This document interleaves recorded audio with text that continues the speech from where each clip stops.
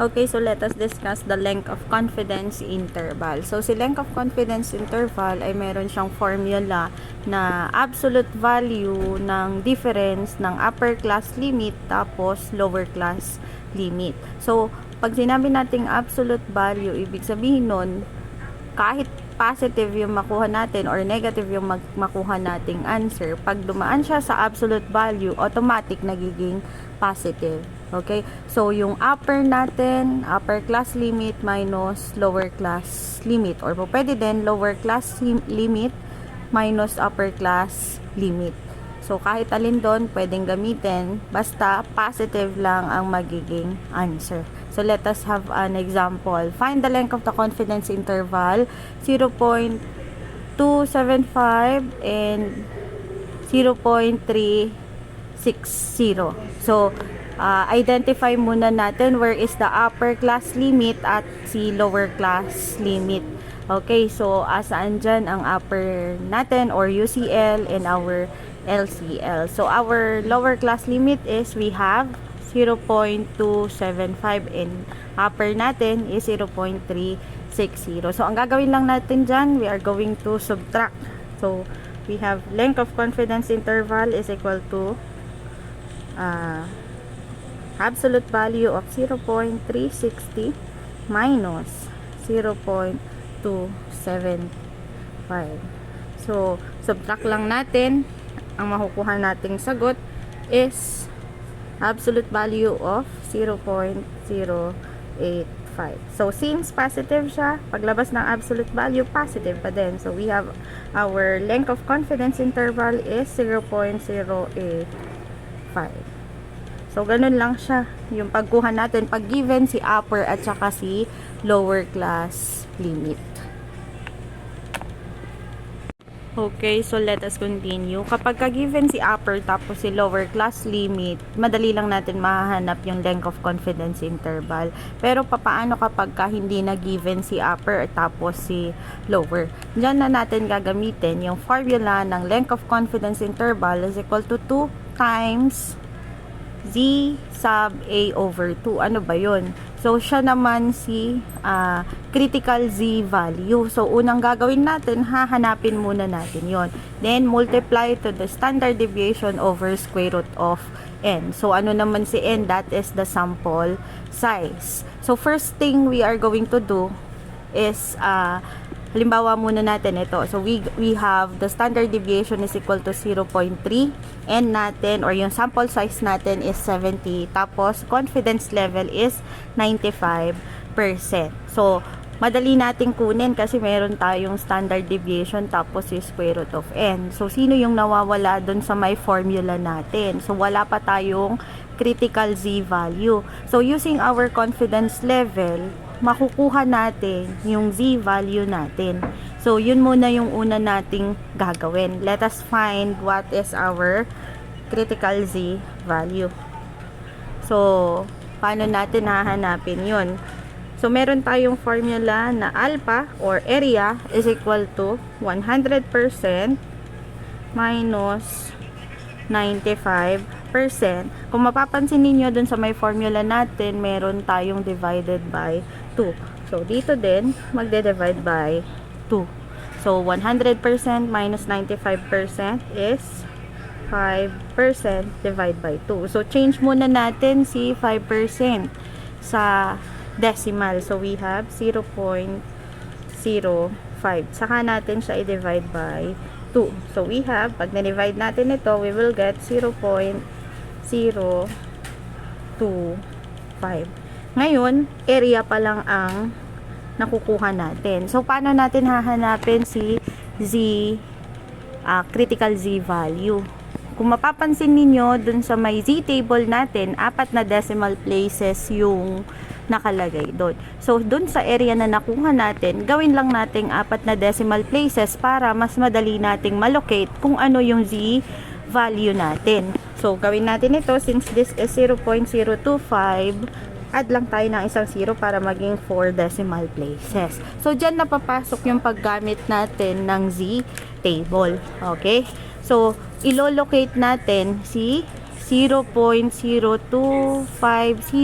dito sa loob ng z-table natin. Okay, so ang unang gagawin natin to locate that, kagaya nga yung sa may percentile na ginawa natin, diniscuss natin before. Unang hanapin yung dalawang decimal digit natin. Saan natin siya hahanapin? Ayan. Okay, so nakuha na natin yung area na 0.02050. So nag-add lang tayo ng 0 kasi nga 4 digits yung nandoon sa may z-table natin. So paano natin hahanapin yung z-value natin using our area? So yun diniscuss ko before na ang gagawin natin, hanapin natin yung area na yan dun sa loob ng z-table. So unang-unang gagawin natin, ayan, titingnan natin siya dito sa kabuuan ng z-table natin. So, syempre madami yan, mahirap siyang i-locate, tama? So, ang gagawin natin, mag-eliminate muna tayo. Unang-unang hanapin natin yung first two decimal digits natin, which is 0.02. So, saan natin siya i-locate?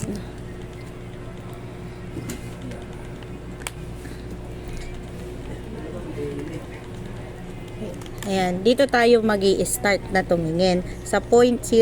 So, unang hahanapin mo dito sa diretso na to, yan, yung 0.02. So, kung mapapansin mo sa una, 0.000, so hindi ka dyan. Hanapin mo muna yung first two decimal digit. Okay? So, kung mapapansin nyo, eto na siya.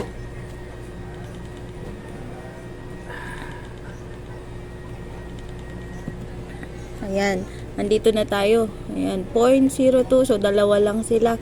So, yung line nila, yung kabuuang line na yun, dun tayo titingin.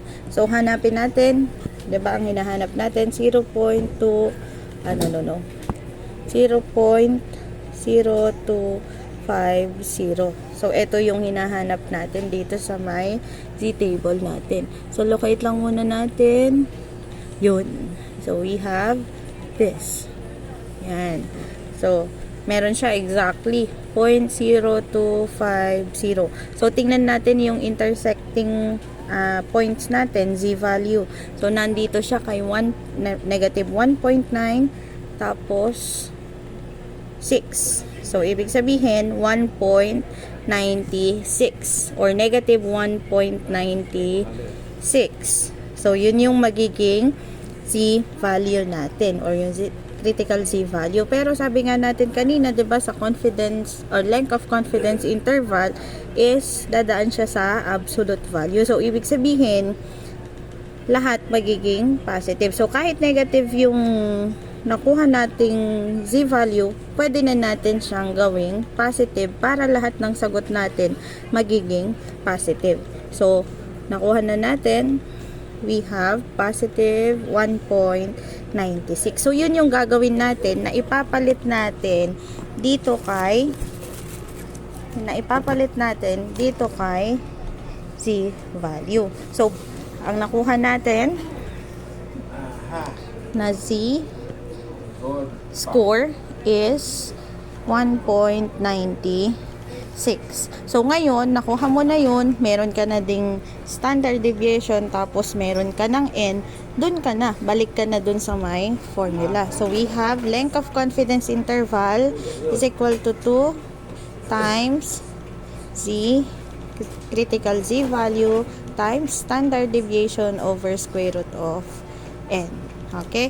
So, substitute na lang natin lahat. So, meron ka ng critical z value 2 times 1.96 times standard deviation 0.3 over square root of 70. Okay? So, una mo munang i-simplify kung wala kang mainam na calculator. Ang gawin mo muna, i-divide mo muna to. 0.3 divided by square root of 70.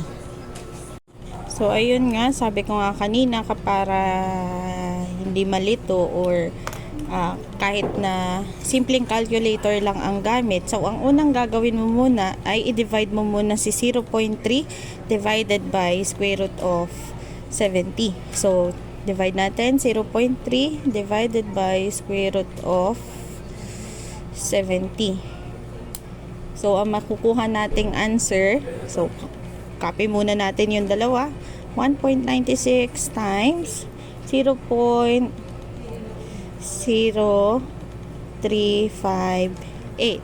Ayan. So, pagka isusulat natin lahat, masyado nang mahaba. So, kahit 3 decimal places lang muna tayo. So, dito tayo mag-stop. Since 8 ang katabi niya, magiging 6. Round off lang tayo. So, yan ngayon, multiply mo na lahat. 2 times 1.96 times 0.036. So, ang makukuha nating answer ay 0.141.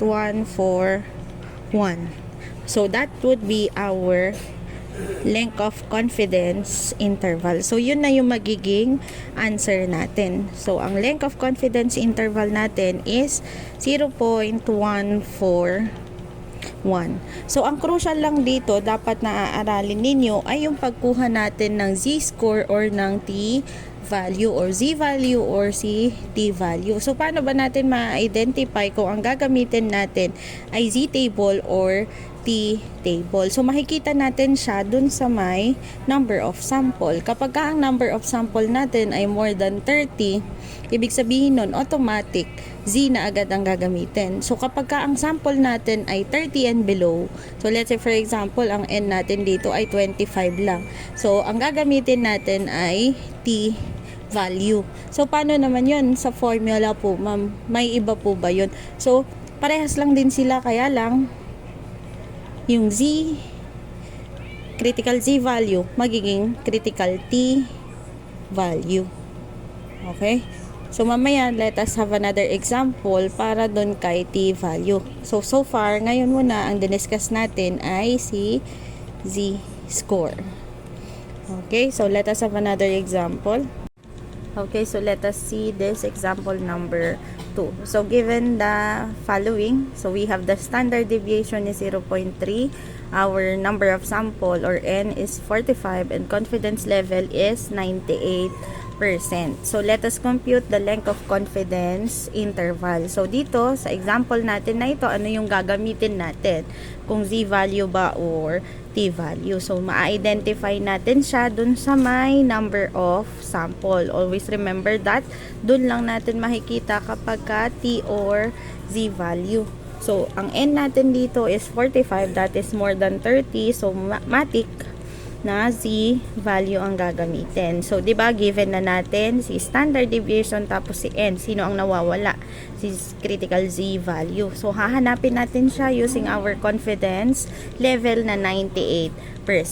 So, to get our area, so unang hanapin area. So, we have 100% minus 98% divided by 2. So, this is 100% minus 98% is 2%.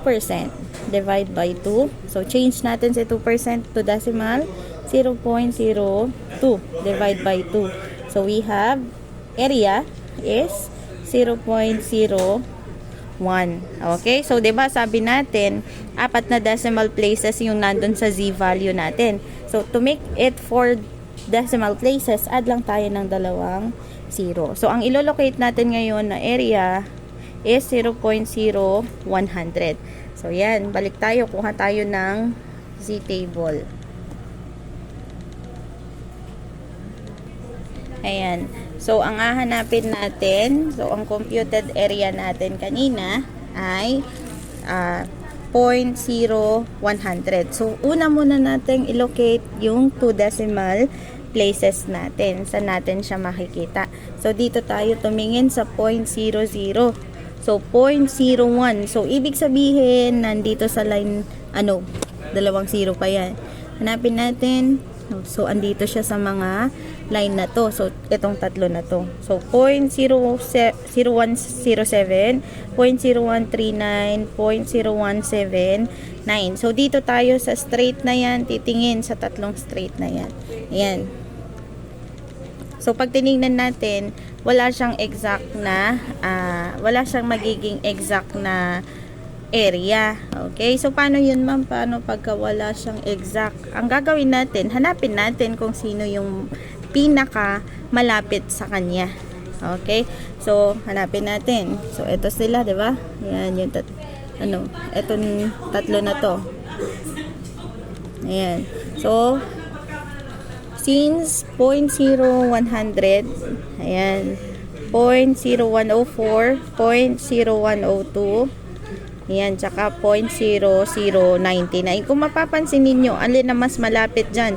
0.0102 or si 0.0099. So, ibig sabihin, mas malapit si 0.0099. So, locate natin kung anong tapat siya. So, burahin natin yan. Ito siya. So, we have 2.3. Tapos, ano yung nasa taas niya? 3 pa din. So, ang magiging z value natin is 2 or negative 2.33. So, since sabi natin kanina pagka length of confidence interval, kahit negative, magiging positive. So, this should be 2.33. So, our critical z value ay 2.33. So, balik tayo dun sa problem natin. So, our z value is 2.33. So, meron na tayong lahat. We have the z value, we have the standard deviation, and we have also the n. So, proceed tayo dun sa formula na LCI is equal to 2 times z value times standard deviation over square root of n. So, 2 times z value natin, 2.33 times standard deviation, 0.3 over square root ng n natin or ng sample, square root of 45.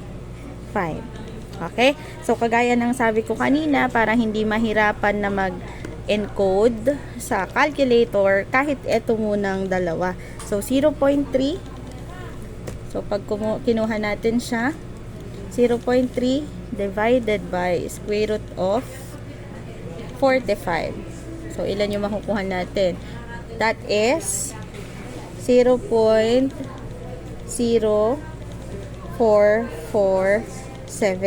Ayan. So, 4 na decimal place tayo.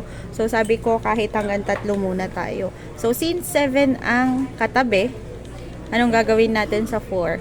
Round off tayo. So, magiging 5. Then, copy muna natin. Tapos, 2.33.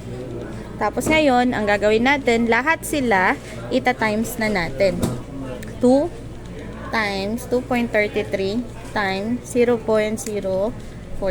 So, ang makukuha natin is 0.2097.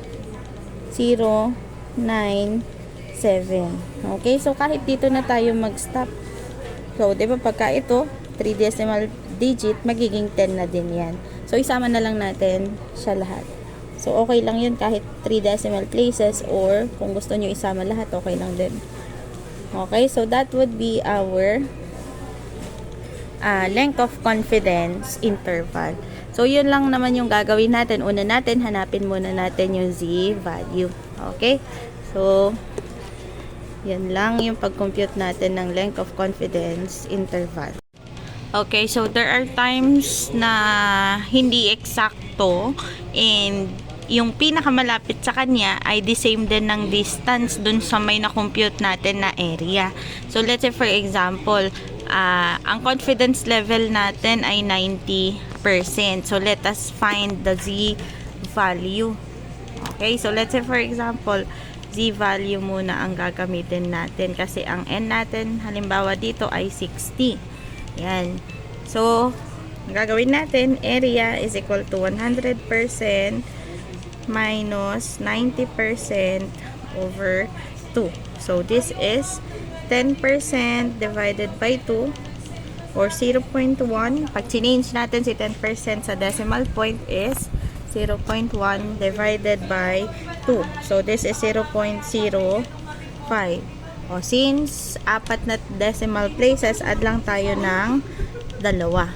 Okay? So, ito yung magiging area natin. So, using our Z table, let us locate yung 0.500. Yan. So, locate natin yan. So, unang hahanapin natin, first two decimal digits na 0.05. So, dito natin siya hahanapin. Ayan.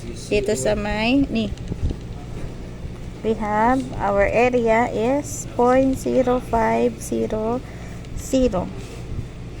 Okay. So, yun yung hahanapin natin. Unang hanapin, two decimal places. 0.00, hanapin mo yung 0.05. Ito, nandito siya. 0.0548. So, since 500 ang hinahanap natin, locate natin siya. Hanapin natin 500 as ay pinakamalapit sa kanya. So, meron tayo dito si point wait 0.05.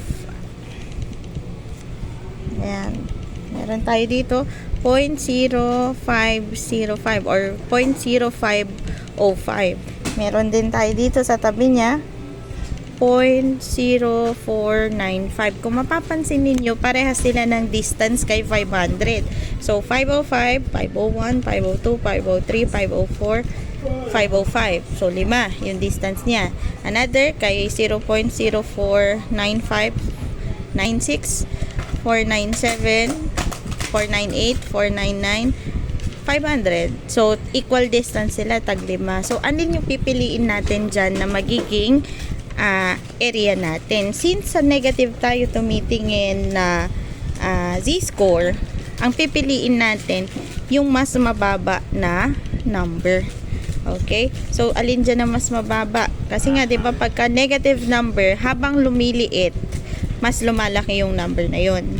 Okay? So, yung mas mababa natin, 0.0495 yung kukunin natin na area. Okay? So, yun ang ilolocate natin. So, ano siya? So, nandito siya kay 1.5. Asa na ba yan? Ayan.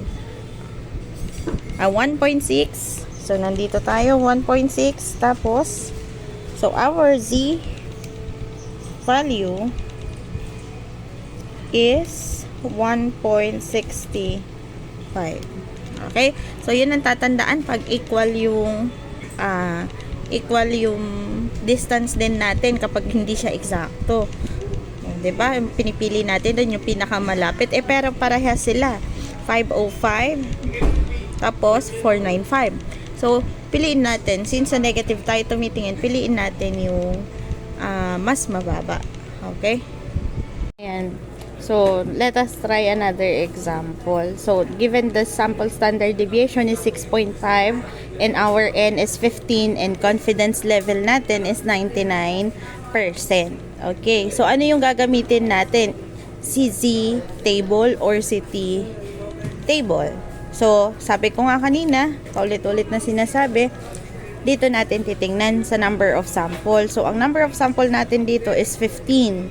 So, automatic T table ang gagamitin natin. So, hahanapin natin si T value kasi meron na tayong si standard deviation. Don't be confused kapag S ang ginamit then yung symbol na ganito. Okay lang yun, parehas lang sila na standard deviation. Kaya lang, ito, this is a population standard deviation and ito naman sa sample standard deviation. Okay, so meron na tayong given dito kay S tapos kay N. Okay, meron na tayong number of sample size tapos standard deviation. Okay, so ngayon, ang nawawala naman ngayon natin is si T value. So, makukuha pa din natin siya using our confidence level. So, given natin is si 99% confidence level. The same lang din siya ng pagkuha ng area dun kay Z value. So, area is equal to 100% minus 99%, lagi siya naka-divide by 2 kasi dun sa may given natin. So we have 100% minus 99%, that is 1%, divide by 2. So we have 0.01 divide by 2. So pag dinivide natin yan, ang makukuha natin 0.005.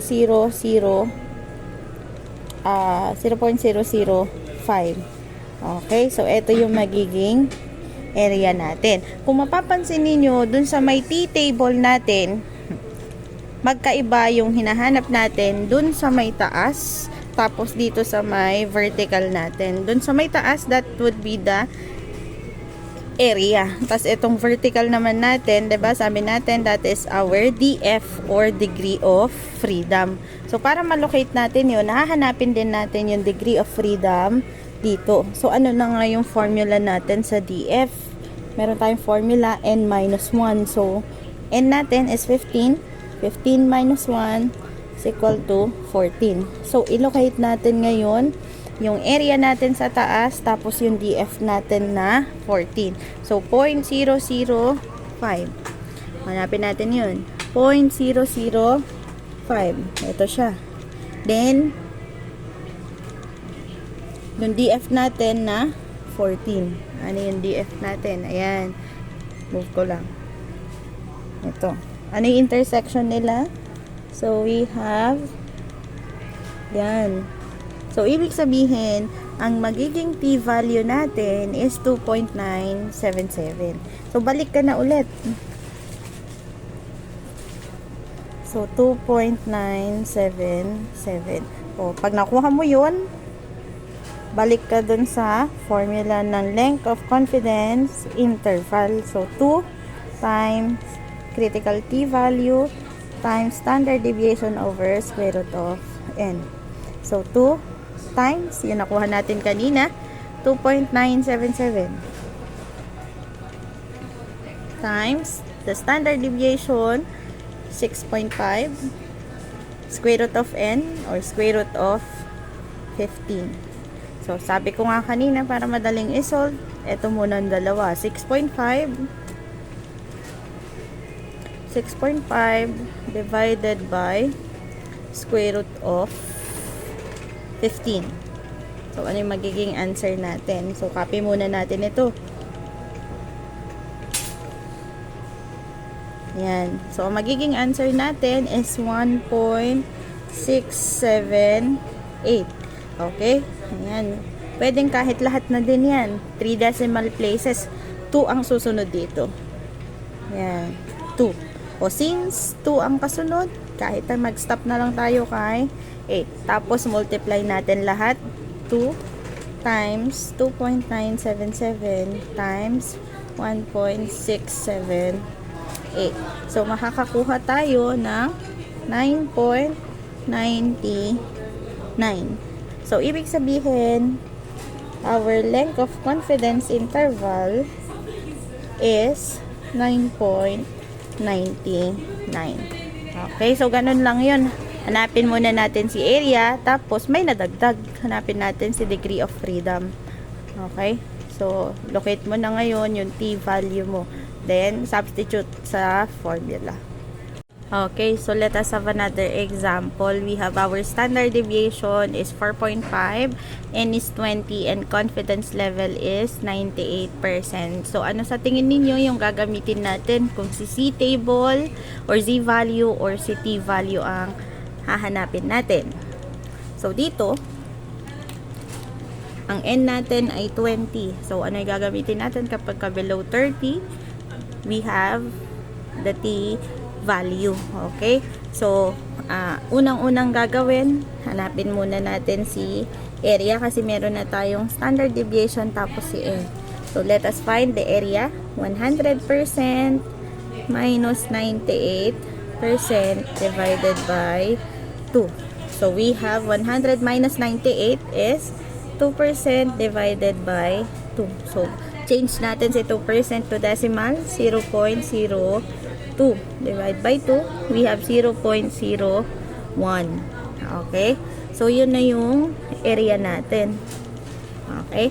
Ngayon, since ito ay t-value, meron pa tayong missing. hanapin natin si DF. Si DF, meron siyang formula na n minus 1. So, ang n natin 20 minus 1 is equal to 19. So, ang DF na gagamitin natin ay 19. So, DF, so kunin natin yung T-distribution table. Hanapin natin si area. Ang area natin, 0.01. Asan siya? 0.01. Ito siya.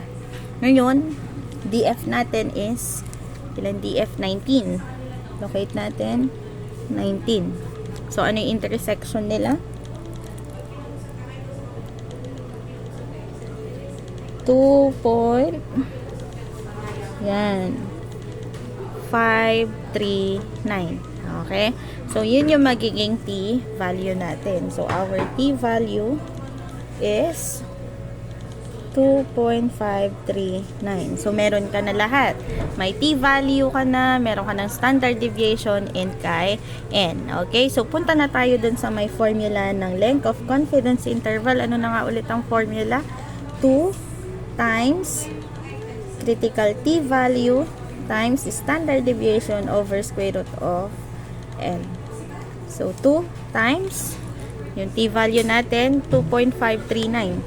2.539 times standard deviation, 4.5 over square root ng N natin is 20. Okay? Yun. So, ito muna ang dalawa. 4.5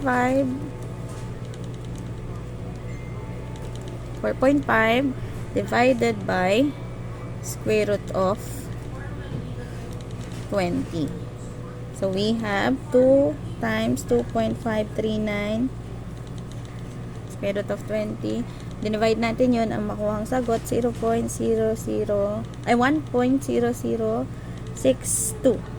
O, since hanggang 3 decimal places tayo, 2 yung kasunod, walang pagbabago. 6 pa din. O, tas multiply mo na silang lahat. So, we have 2 times 2.539 times 1.006. So, we have 5.108.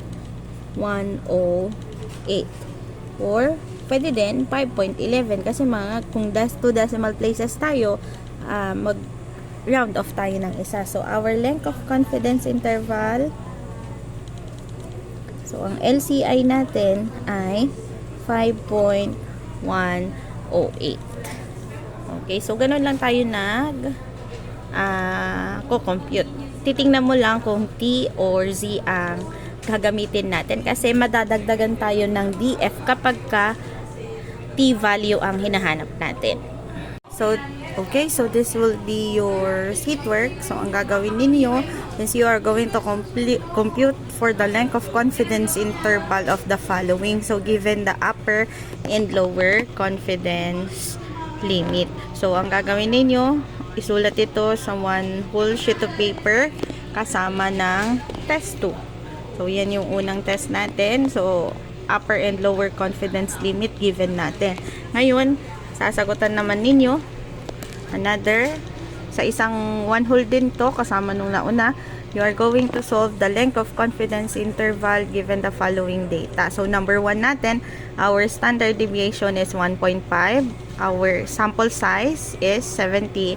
And confidence level natin is 99%. So, number 2 naman natin, standard deviation is 2.5. And natin, or sample size natin is 28. And confidence level is 99%. Kayo mag-decide kung ano yung gagamitin natin dyan. I-identify ninyo kung si T value or si Z value. So, ang gagawin ninyo, sasagutan ito sa may one whole sheet of paper. Then, i-collect na lang ng precedent.